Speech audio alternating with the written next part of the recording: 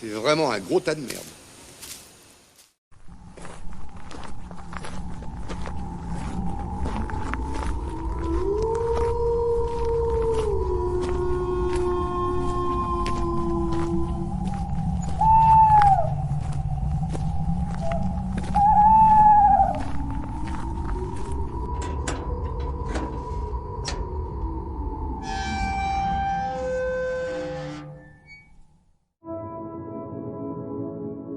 Bonjour à toi et bienvenue dans Le Son de la Crypte, le podcast du site de la crypto-série.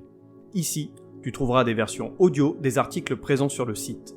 Il s'adresse aux détracteurs de l'écrit et à tous les fans de séries télévisées dont la production est terminée ou pas tout à fait. Aujourd'hui, nous allons débuter un nouvel abécédaire, l'abécédaire des séries de merde. Je te propose donc de partir à la découverte de quelques séries qui auraient mieux fait de s'arrêter plus tôt. Tu peux d'ores et déjà retrouver cette actualité et toute l'info de la crypte en version écrite sur www.cryptoserie.fr et en version audio sur YouTube, Deezer, Spotify et autres plateformes de podcast. Allez, c'est parti pour ce nouvel épisode intitulé l'abécédaire des séries de merde.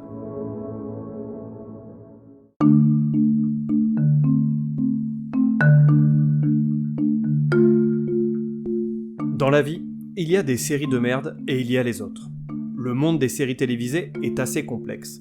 Il sait nous offrir des programmes de grande qualité auxquels nous vouons véritablement un culte. Il sait aussi nous décevoir après nous avoir tant fait rêver. Et parfois, il se fout assurément de notre gueule en nous proposant de voir des séries écrites à l'excrément ou interprétées tout simplement par des comédiens bouseux. Avec une infime chance, les deux critères à base de fiente peuvent être réunis.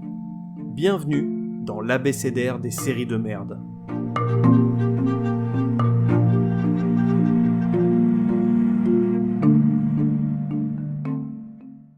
Il y a quelque temps, je te proposais de découvrir l'abécédaire des séries cultes, avec à la clé de quoi découvrir ou redécouvrir des séries immanquables pour un authentique sériephile. J'expliquais alors que le terme de série culte implique nécessairement une notion de subjectivité. Qui suis-je pour dire qu'une série est culte ou non ? Je ne suis personne. Je ne suis personne. Crains le prêtre. Crains le prêtre.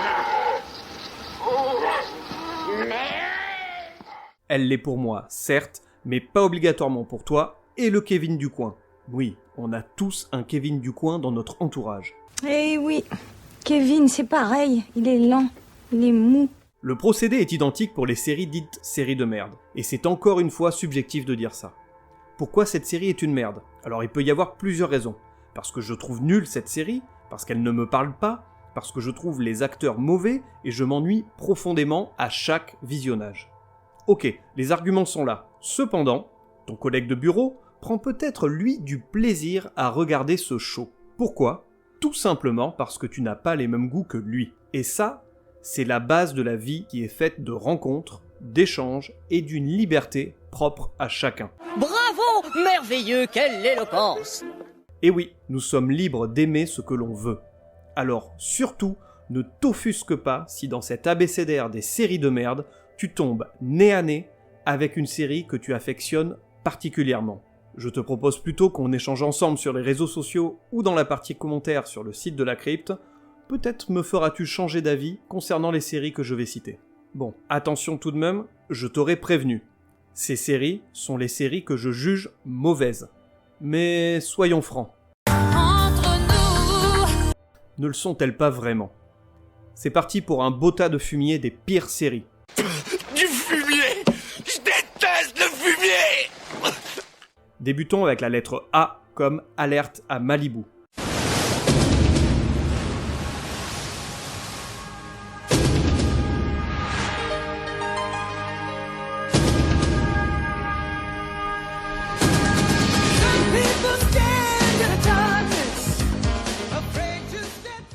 Dans la première lettre de l'alphabet, on attaque avec du lourd. Non, je ne parle pas de la paire de nénés de Pamela Anderson.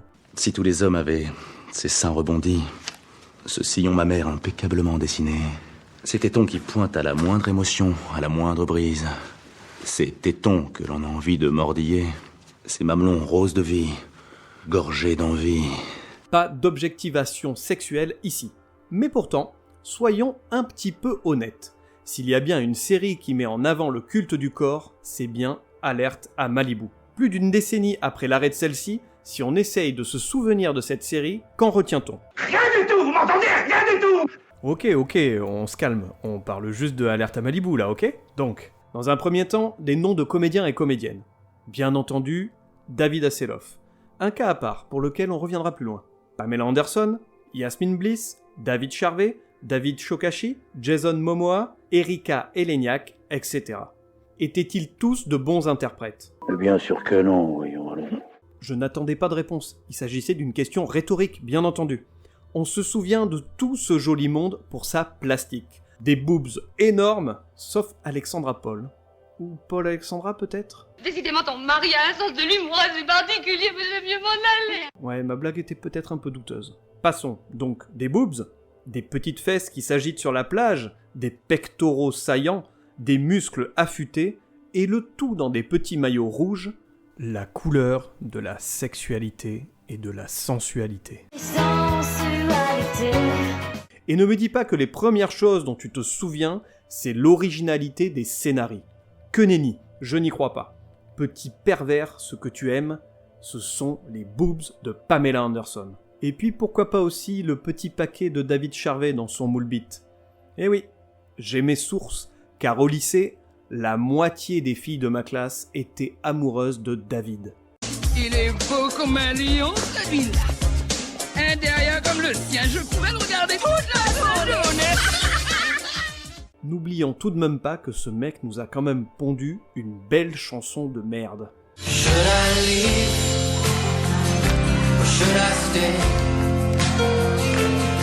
Mais ta gueule! En résumé, Alerte à Malibu a fait partie de la puberté de beaucoup d'adolescents des années 90. Est-ce un mal ? Pas du tout, car la série a beaucoup joué sur les fantasmes de tout un chacun. Pour ce qui est de l'intérêt intrinsèque de la fiction, disons qu'il est très limité, avec des scénarios qui ne volaient pas bien haut. Heureusement, David Hasselhoff, enfin lui, était là pour remonter le niveau. Ah, bah non, même pas en fait. Ce n'est qu'après que David Hasselhoff est devenu ce personnage culte grâce à ses frasques et une bonne dose d'autodérision. Je te laisse chercher David Hasselhoff sur YouTube en y associant quelques mots-clés. Tu tomberas sur des pépites. Par exemple, tu peux ajouter les mots comme drunk, Bob l'éponge, hooked on a feeling, true survivor. Bref, tu devrais pouvoir t'amuser avec ça.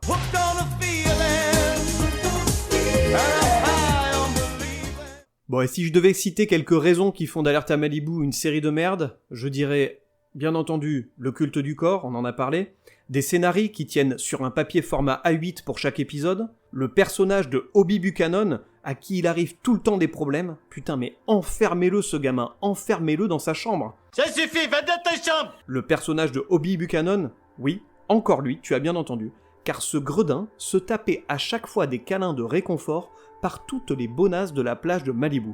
Je ne suis pas jaloux, mais... Je ne supporte pas quand on touche à mes affaires!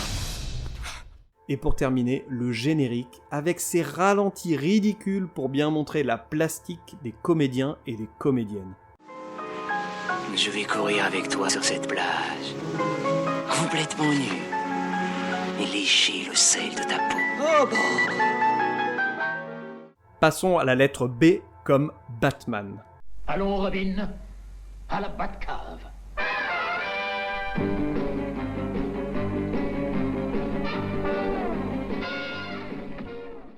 Alors pour cette lettre, je vais passer très vite. N'ayant pas vu la série, il me sera difficile de te donner un avis impartial. Le peu que j'ai pu voir sur internet ne m'a vraiment pas donné envie d'en voir plus. Et pourtant, ça a l'air complètement foufou cette série. Entre les couleurs criardes, les costumes d'un autre temps, les bagarres ridicules, ouais, en fait, rien que cette énumération me fatigue déjà. Je suis vraiment fatigué. Je vais rentrer chez moi maintenant. Pour en savoir plus sur la série, je te laisse plutôt entre les mains du joueur du grenier, qui en parle très bien, et plus particulièrement du long métrage tiré de la série. Sans avoir vu pour autant la série, je peux quand même te donner 3 raisons qui font de Batman une série de merde. Ses costumes et les décors ultra kitsch. Bon, c'est peut-être aussi ce qui fait son charme, mais faut quand même pas pousser. Les bruits lors des combats avec les bulles d'onomatopée, mais what the fuck. Et enfin, son générique en bande dessinée, qui n'a rien à voir avec la série, qui ne l'est pas. Non mais attendez, c'est n'importe quoi!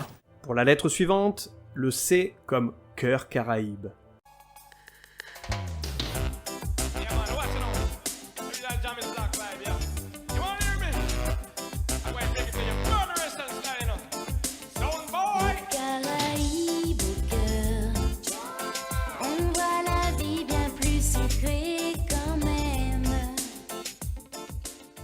Nous sommes à présent de retour sur une plage de sable fin, où l'écume des vagues caresse délicatement les boobs de Vanessa Demouy. Voilà ce qu'on peut retenir uniquement de Cœur Caraïbe. Fais de gros pervers! Et cette série, c'était un peu notre alerte à Malibu, à nous les Français. Nous n'avions pas Pamela, mais nous avions Vanessa. Encore Vanessa, je pense à toi, j'ai les dessous mouillés, je dois me réveiller, toilette plus lavabo. Pour la petite histoire, Cœur Caraïbe est un spin-off de la sitcom de M6 Classe Mannequin, une série centrée sur la vie de mannequins à Paris. Et j'imagine très bien la réunion de travail des producteurs lorsqu'ils ont voulu créer la mini-série. Thierry, il nous faut une super idée là. La Demouy, on ne la voit pas assez en maillot de bain dans Classe Mannequin. Et c'est bien dommage. Tu crois ça, Jean-Denis ? Bien sûr, Thierry. Avec Classe Mannequin, on attire toutes les collégiennes moches qui rêveraient d'être Victoire ou Linda. Et tous les ados boutonneux qui s'imaginent un jour au lit avec ces bombes. Tu as raison, Jean-Denis. L'autre jour, je discutais justement avec mon fils de 15 ans. On s'en fout de ton fils, Thierry. Moi, ce que je veux, c'est que tu nous mettes la Demouy en maillot de bain sur une plage. Tu me trouves un scénario de merde, mais qui tient un chouïa à la route, avec des histoires de grands-pères morts, de villas à la plage, de mafia, et tout le tout team, et c'est parti, ok ? Ok, je vois ce que tu veux. Du sable, la Demouy à moitié nue. Fous-la à poil ! Ouais, une scène de nu pour exciter un peu tout le monde. Allez Thierry, je compte sur toi mon grand, chaud ! Voilà un brief impeccable pour produire une mini-série peu intéressante d'un point de vue scénaristique et potentiellement captivante d'un point de vue charnel. Ta peau est douce comme pétale de rose, ma jolie Béatrice. Bon, tu l'auras compris, je ne porte pas vraiment Cœur Caraïbe dans mon cœur. Et voici 3 raisons qui font clairement que cette série est une merde. Son synopsis, qui est très léger pour prétexter d'amener nos jolis mannequins à l'océan. L'histoire d'amour est très convenue et inintéressante. Et le jeu des acteurs et actrices est complètement à côté de la plaque. C'est nul! Zéro! Du côté de la lettre D, nous allons rencontrer notre cher Derrick.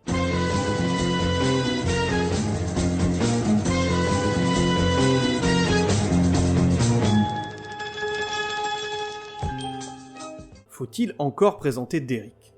Tout le monde a vu au moins une fois un épisode de cette série policière apathique allemande. Oui, je dis bien tout le monde. Pas besoin d'être retraité pour l'avoir vu. Toi, le chômeur, toi, l'étudiant en fac de sociaux, ou toi en arrêt maladie, ne me mens pas. Vous n'avez qu'à me faire passer au détecteur de mensonges. Pourquoi pas? Ça va pas être possible, chef. Il y a Bestel qui a voulu essayer un truc, il a branché le détecteur sur sa CB, ça a fait... Non, ça va. Je sais que tu t'es déjà retrouvé un après-midi à glander devant ton téléviseur, à zapper de chaîne en chaîne, jusqu'au moment fatidique. Ton doigt sur la télécommande presse le bouton 3, ou 2, car France 3 et France 2 ont diffusé la série, et alors l'impossible se produit. Comme happé par le néant intersidéral du scénario du Cop Show, ou hypnotisé par le regard de chien battu de l'inspecteur Derrick, impossible de changer de chaîne. Ce n'est seulement qu'au bout de quelques minutes que tu te ressaisis un peu, groggy, tel un boxeur qui s'est pris un uppercut en plein visage. Que s'est-il passé ?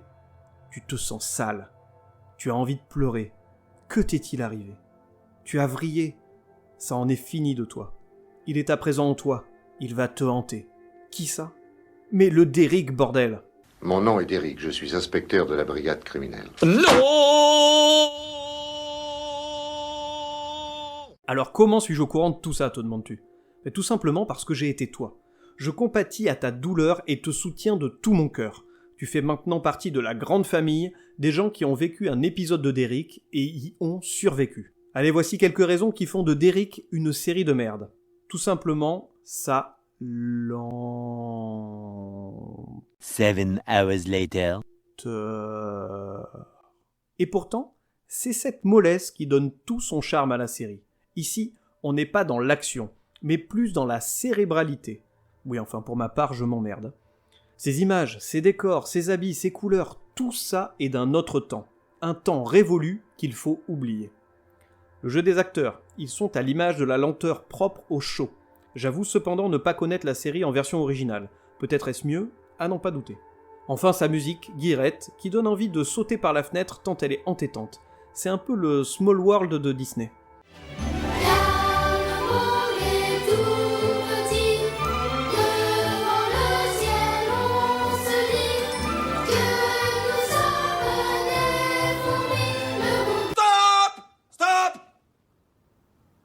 Pour la lettre E, nous allons aller du côté des experts à Miami.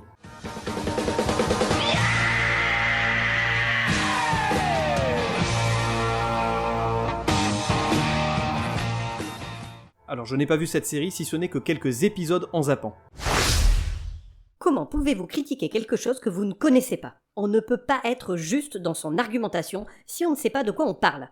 C'est comme ces mécréants qui viennent manifester dans la rue pour le mariage pour tous sans savoir de quoi ils parlent. C'est une honte. Shut up, bitch! Mais ta gueule, punaise de sacristie. Laisse-moi t'expliquer pourquoi Les Experts Miami fait partie de mon abécédaire des séries de merde. Alors en effet, je ne l'ai pas vu, et il me sera difficile de juger la qualité du Cop Show, bien que j'ai tout de même quelques idées que je développerai par la suite. Donc j'ai choisi d'intégrer Les Experts Miami dans cette liste, car elle est un spin-off des Experts. C'est sa seule faute, mais pas n'importe laquelle. Elle fait partie d'une franchise, et comme toutes les franchises, il faut savoir s'arrêter. Il faut arrêter. Ce que j'arrête, c'est les pins, vieux. Ça me fait plus marrer. Les chaînes et les producteurs sont clairement là pour faire du pognon, et quand ça marche, soit ils nous servent des saisons à n'en plus finir, ou alors on a droit à 1, 2, 3, voire 4 spin-offs.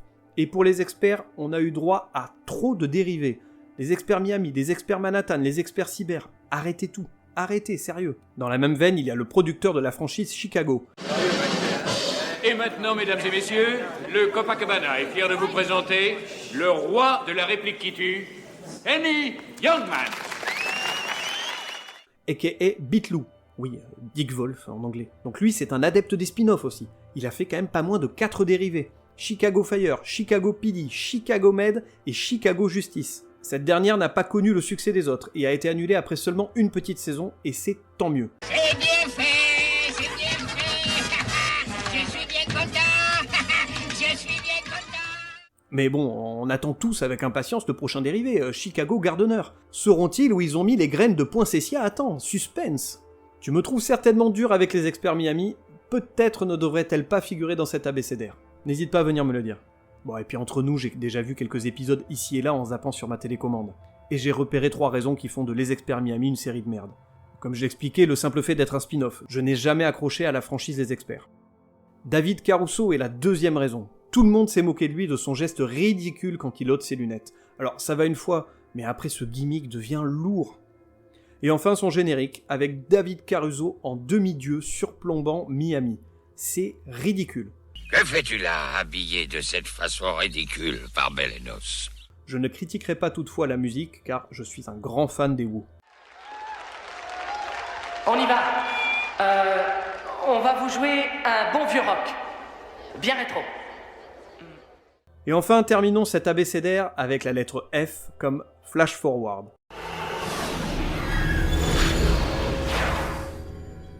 La série, qui typiquement avait du potentiel avec un synopsis intrigant, s'est perdue au fil des épisodes. Ce genre de série, il y en a à la pelletée. On te livre à chaque fois un événement énigmatique qui change la face du monde ou d'un groupe entier d'individus. Il y a du suspense, des questionnements, une réelle envie de comprendre et de savoir ce qui a pu arriver, et là, c'est la déception. Il n'a pas l'air content, pas vrai? Pas l'air content du tout. L'histoire se perd dans des stand-alone épisodes. Tu sais, ces épisodes qui ne suivent pas le fil rouge de l'intrigue. Eh bien ces épisodes, on s'en fout comme de l'an 40, surtout s'ils n'apportent rien à l'histoire ou sont tout simplement écrits avec un balai chiotte. Je m'en fous comme de l'an 40, tu m'entends, je m'en fous. Mais alors je m'en fous, je peux pas te dire à quel point je m'en fous. Je n'en ai vraiment rien à foutre. Flash Forward rentre parfaitement dans tout ce que je viens de décrire. Il y a ce fil conducteur alléchant, qui se retrouve entaché par des flots d'histoires insipides. L'intérêt s'amenuise alors au fil des épisodes. Et pour ma part, la série m'a perdu au bout de quelques épisodes. J'ai néanmoins fini la saison, et j'avoue avoir été soulagé lorsque l'annulation est tombée. Eh ben c'est pas trop tôt. Dans la même lignée que Flash Forward, il y a The Event, Under the Dome et Jericho. Et je rajouterai même la petite dernière qui date de 2021, La Brea. Revenons un petit peu sur Jericho. Elle remporte quand même la palme des histoires annexes les plus chiantes du monde des séries télévisées. De quoi s'emmerder durant pas mal d'épisodes avec des histoires de gens qui font pousser du maïs, d'autres personnes qui veulent attraper le vilain garçon qui a volé à la supérette, mais bordel bande de couillons, il y a eu une putain d'explosion nucléaire, vous n'avez rien de mieux à faire ? Et on se sent les doigts du cul. Bon, et Flash Forward dans tout ça ? Eh bien c'est une série de merde. Voici quelques raisons. À la lecture du synopsis, la série était pourtant séduisante, mais elle devient rapidement chiante due à des histoires inintéressantes qui viennent gâcher le tableau, à l'instar de Jericho et des autres séries que j'ai pu citer. Joseph Fiennes, qui est un acteur que j'aime bien, mais que je n'ai pas du tout trouvé convaincant dans la série. Le fantôme de Lost était trop présent. Flash Forward voulait devenir la nouvelle série énigmatique après Lost, et finalement, elle n'a pas su lui arriver à la cheville. Et ce n'est pas en intégrant à son casting Dominic Monaghan et Sonia Walger, et qui est respectivement Charlie et Penny dans Lost, que ça allait arranger le tout. Et enfin, un abus total des flashbacks fatigue le visionnage.